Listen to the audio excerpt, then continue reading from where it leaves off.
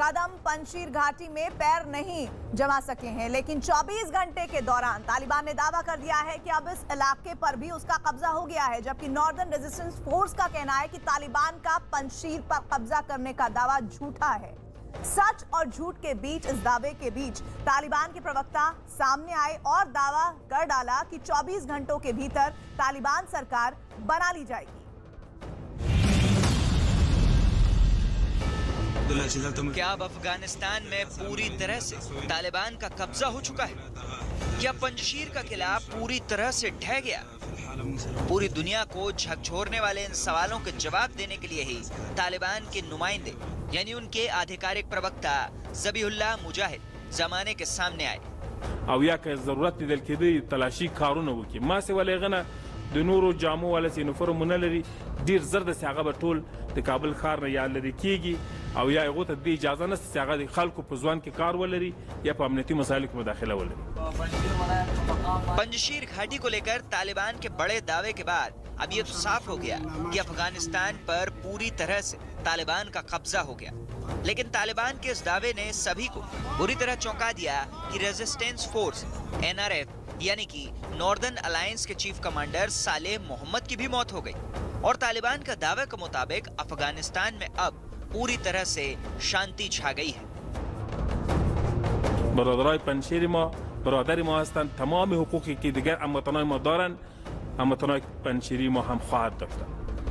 مسئولین نظامی در پنجشیر از خود پنجشیر هستند. والی صاحب پنجشیر مولوی صاحب قدرت الله از خود پنجشیر است. ये वो दावा है जो तालिबान ने जमाने के सामने किया, लेकिन इसी दावे पर सवाल उठाता एक ट्वीट भी सामने आया है। ये ट्वीट एक अफगानिस्तानी पत्रकार का है और उसने पंजशीर घाटी का जो सच बयां किया वो सरासर तालिबान के दावे को प्रोपेगेंडा साबित कर देता है। नतीक ने अपने ट्वीट के जरिए साबित करने की कोशिश की है कि तालिबान का पंजशीर घाटी पर कब्जा करने का दावा महज एक दावा है, क्योंकि पंजशीर घाटी पर पूरी तरह से कब्जा कर पाना तालिबान के बस में नहीं। आखिर सवाल यह है कि क्या अब तालिबान माइंड गेम खेल रहा है जिससे कि इसके जरिए घाटी में मोर्चा संभाले लड़ाकों के हौसले पस्त हो सकें और तालिबान को अपना सच साबित करने में सहूलियत हो सके। हालांकि तालिबान के किसी दावे को सिरे से खारिज करना भी ठीक नहीं है, क्योंकि उसने अपने दावे को सच साबित करने के लिए कई ऐसे सबूत पेश किए हैं जिससे ये पता चलता है कि अब अफगानिस्तान पूरी तरीके से तालिबान के हवाले है। सोमवार को तालिबान के प्रवक्ता ज़बीहुल्लाह मुजाहिद ने पंजशीर में तालिबान का कब्जा होने और तालिबान का झंडा लहराने का पुख्ता दावा किया, लेकिन तालिबान को टक्कर देने वाले नॉर्दर्न अलायंस की ओर से ऐसा कोई बयान सामने नहीं आया जिससे साबित हो सके कि वाकई तालिबान का दावा सच है। इसके अलावा पंजशीर में तालिबान के कब्जे से न्यूज़ 18 के शैलेंद्र वांगू को सूत्रों से मिली खबर सामने आई, जिसके मुताबिक तालिबान की तरफ से एक तस्वीर जारी की गई जिसमें पंजशीर के कुछ लड़ाके तालिबान के आगे सरेंडर करते दिख रहे हैं। दावा है कि पंजशीर पर कब्जे के बाद विद्रोही गुट के करीब 300 लड़ाकों ने सरेंडर कर दिया। एक दिन पहले ही अफगानिस्तान के पंजशीर में विद्रोही गुट के नेता अहमद मसूद ने कहा था कि तालिबान के पंजशीर छोड़ने पर रेजिस्टेंस फोर्स लड़ाई बंद करने और बातचीत की शुरुआत करने के लिए तैयार है। रविवार को ही एक ट्वीट के जरिए दावा किया गया था कि NRF के प्रवक्ता फहीम दस्ती और जनरल अब्दुल मदूद के मारे जाने के बावजूद NRF तालिबान से बातचीत करने के लिए तैयार है। लेकिन NRF ने यह बात खुलेआम कही थी कि किसी भी हालत में वो तालिबान से लड़ते रहेंगे, इसलिए तालिबान के दावों को पूरी तरह से सच मान लेना जल्दबाजी होगी। इस बीच अफगानिस्तान के पंजशीर से एक बड़ी खबर सामने आई। न्यूज़ 18 के शैलेंद्र वांगू को मिली खबर के मुताबिक नॉर्दर्न अलायंस के प्रमुख अहमद मसूद के घर पर भी तालिबान का कब्जा हो गया है। कुछ मीडिया रिपोर्ट्स के मुताबिक तालिबान लड़ाकों ने पंजशीर के गवर्नर हाउस को अपने कब्जे में ले लिया और वहां पर तालिबानी झंडा भी लगा दिया। न्यूज एजेंसी अस्वाका ने इस बात की पुष्टि भी की है। जो तस्वीरें जारी की गई उसके मुताबिक गवर्नर हाउस में तालिबान का झंडा और उसके बाहर तालिबान के लड़ाके खड़े नजर आए।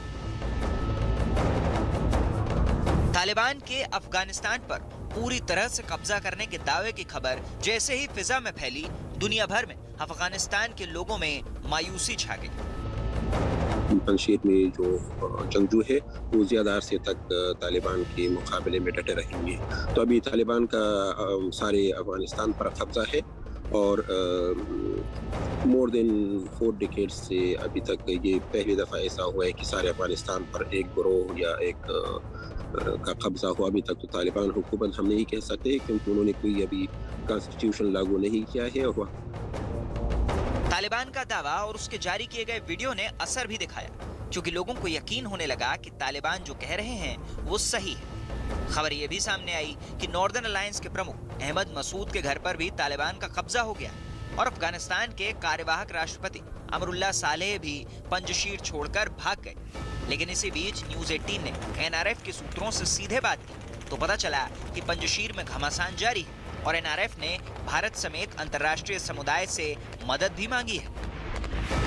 There is news of Taliban conquering Panjshir Valley. Is it true? You are the part of media of NRF. That news is true or not? Yeah, you're right. There is something in the media, but I said no. It is not true. You are lying about it. Do you need international support, other countries' support in Panjshir for NRF? Yeah, of course, we need so much, and we hope work with them, especially here and other powers. इसी बीच news 18 को मिली खबरों के मुताबिक बताया जा रहा है कि तालिबान के दावे से उलट अफगानिस्तान के उपराष्ट्रपति अमरुल्लाह सालेह सुरक्षित स्थान पर पहुंच गए हैं, जबकि पंजशीर के नेता अहमद मसूद भी पूरी तरह से महफूज ठिकाने पर हैं। दरअसल तालिबान का दावा कितना सच है ये तो आने वाला वक्त ही बताएगा, लेकिन एक बात तो साफ हो गई है कि इस दावे के जरिए तालिबान ने इस जंग में अब माइंड गेम शुरू कर दिया है। और इसी के साथ